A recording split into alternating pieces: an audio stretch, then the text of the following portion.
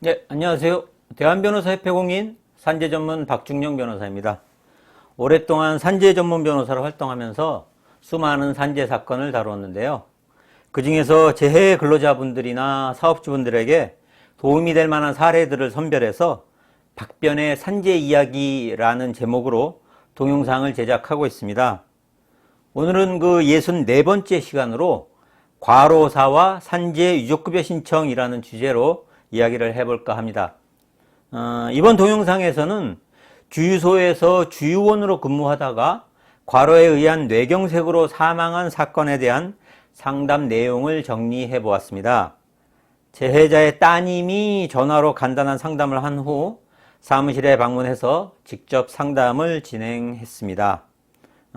사건 개요부터 간단하게 말씀드리자면, 재해자는 2년 전 다니던 회사를 정년 퇴직하고 주유소 주유원으로 근무하고 있었습니다.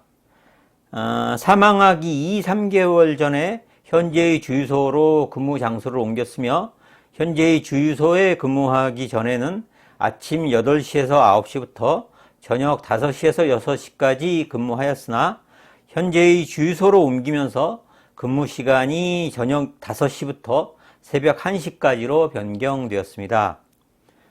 휴일은 일주일에 하루를 쉬었으며, 새벽 근무를 마치고 집에 와서 쉬다가 낮 12시 30분경에 뇌경색으로 사망을 하였습니다.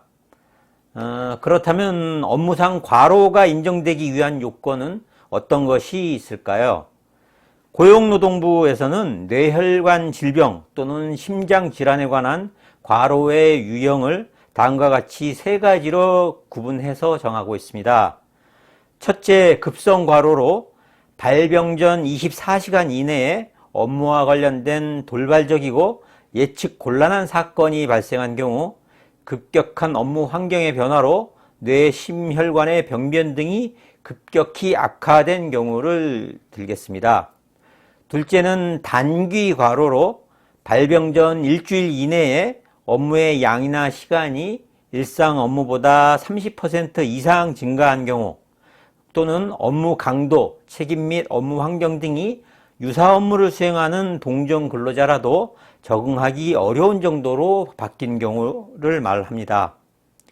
셋째는 장기 과로로서 발병 전 3개월 이상의 기간 동안 업무의 양, 시간, 강도, 책임, 휴일, 휴가 등 휴무 시간, 교대제 및 야간 근로 등 근무 형태, 정신적 긴장의 정도, 수면 시간, 작업 환경 등을 종합적으로 판단하는데, 기본적으로 12주간의 업무 시간이 일주 평균 60시간을 초과하는 경우에는 반증이 없는 한 과로를 인정하고, 60시간이 되지 않는 경우에도 업무량이나 강도를 고려해서 과로를 인정하게 됩니다. 따라서 위 3가지 경우 중에 하나라도 해당되면 업무상 과로가 인정됩니다. 그렇다면 망인과 같은 경우 업무상 과로가 인정될 수 있을까요? 망인의 경우 급성과로나 단기과로가 인정되기는 쉽지 않고 결국 만성과로를 주장해야 하는데, 최근 3개월간의 근무 시간만으로는 일주 평균 60시간 요건을 충족하지 못하는 것으로 보입니다. 그러나 근무 당시 망인의 나이, 겨울철 야간 근무로 인한 업무 강도, 그리고 갑작스러운 근무 환경 변화 등에 대한 추가적인 주장을 통해서 승인을 받도록 해야 할 것입니다. 그렇다면 유족은 무엇부터 해야 할까요?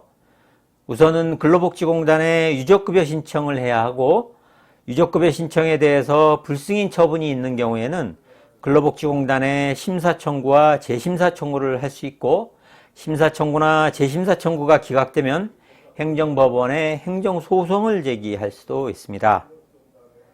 따라서 행정소송이나 심사청구는 나중에 생각하고 일단은 산재 유족급여 신청에 집중하시는 것이 좋습니다. 그러면 산재 유족급여 신청은 어떻게 할까요? 근로복지공단에 가거나 홈페이지에 들어가면 산재 유족급여 신청서 양식이 있습니다. 신청서를 작성하신 후 관련 서류들을 첨부해서 관할 근로복지공단에 제출하면 됩니다. 신청서를 제출하면 근로복지공단에서 심사 과정을 거쳐서 승인 여부를 결정하게 됩니다.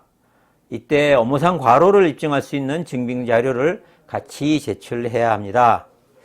따라서 사고에 의한 산재와 달리 과로에 의한 산재를 인정받기 위해서는 전문가인 산재 전문 변호사의 도움이 필요하다고 할 것입니다. 지금까지 과로사와 산재 유족급여 신청이라는 주제로 이야기를 해보았습니다. 도움이 되셨다면 구독과 좋아요 버튼 누르는 것 잊지 마시고요. 산재 유족급여 신청 등과 관련해서 추가적으로 궁금하신 점 있으시면 상담 전화로 전화 주시기 바랍니다. 더 자세하게 상담해 드리도록 하겠습니다. 오늘은 여기까지입니다. 감사합니다.